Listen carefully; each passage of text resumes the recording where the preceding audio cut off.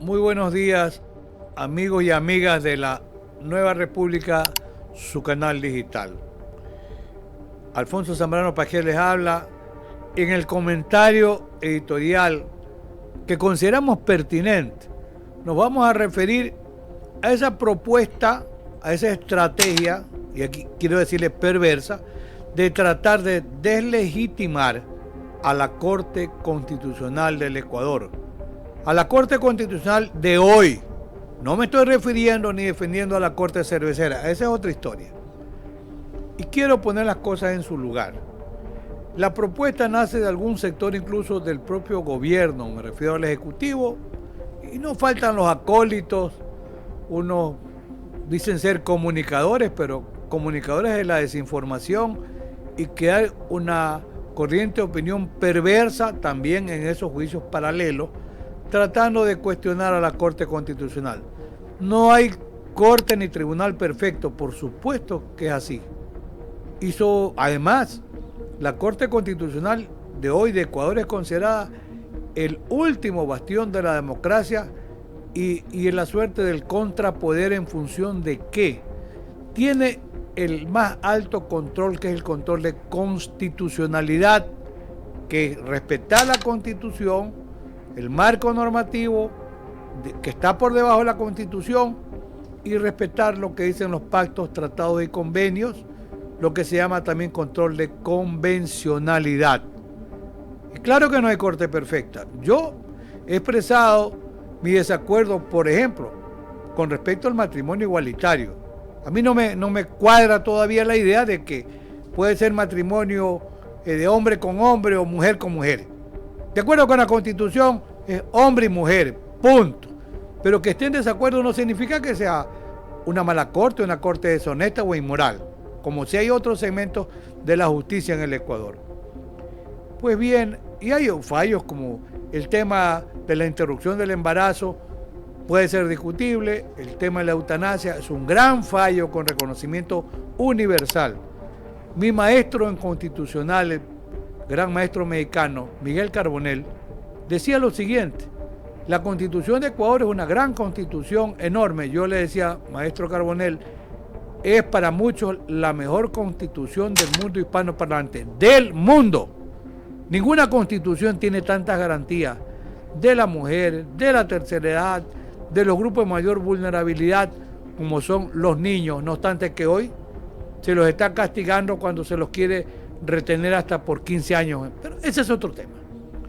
Precisamente, ¿por qué se hace el cuestionamiento en la hora presente? Porque la Corte, en algún momento dado, en ese mecanismo de contención que es el control más alto de constitucionalidad, en algunos momentos puede considerar que una ley en su totalidad es inconstitucional, o puede considerar que partes de la ley son contrarias a la Constitución, y puede ser una suerte también de constitucionalidad condicionada, etc.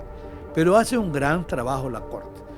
Y frente a propuestas del gobierno de 3 leyes con el carácter de urgente, más allá de que no haya unidad de materia, etc., bueno, todavía la Corte no se pronuncia, pero sectores interesados dicen que va a echar abajo las 3 leyes.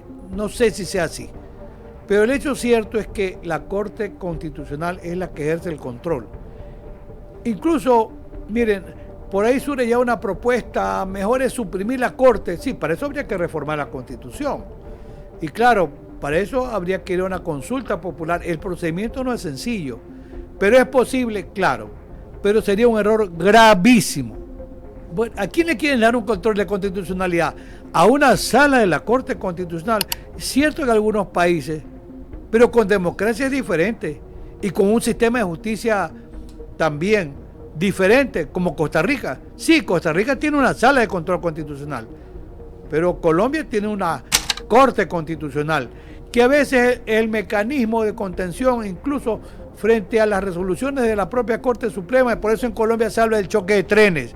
Pero esa es la democracia. Aquí se quiere cercenar una parte de la democracia, que es el control de constitucionalidad.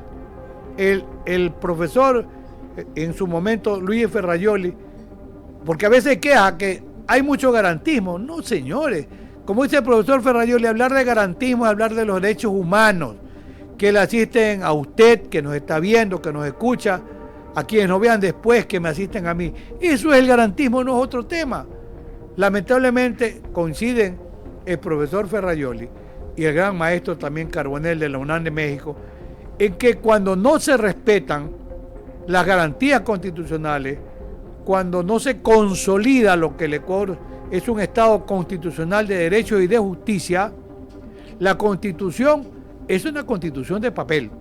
O sea, hay muchas garantías y muchas de ellas no están respetadas. Ese es otro tema. Y además, hablar de un Estado de derecho es diferente a un Estado constitucional de derechos y de justicia. Ecuador, con la Constitución de 1998, era un Estado de derecho, se respetaba el derecho.